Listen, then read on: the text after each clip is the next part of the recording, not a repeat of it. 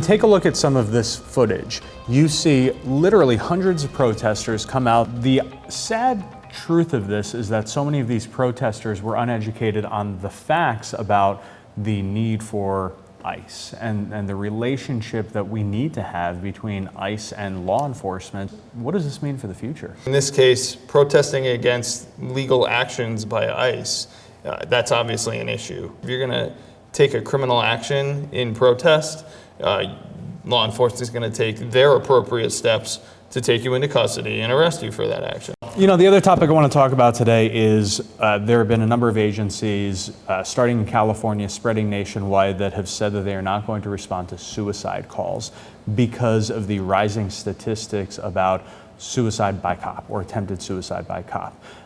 Thoughts? I think what you're seeing out there is you're seeing a law enforcement agency realize that the law enforcement officers and the mental health workers need to work together to facilitate the best outcome for those threatening suicide, for those having a crisis situation. Before you came out with this app, typically if an officer wanted to look out for information, he had to go to an index in the back of a book. It may take him 5-10 minutes to find the actual statute.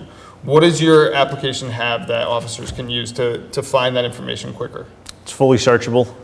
You download the ebook onto your smart device, or you could have live access through our mobile app. Some other great features about it that we do with different agencies is we all know that when information gets passed along, sometimes it gets passed along too late.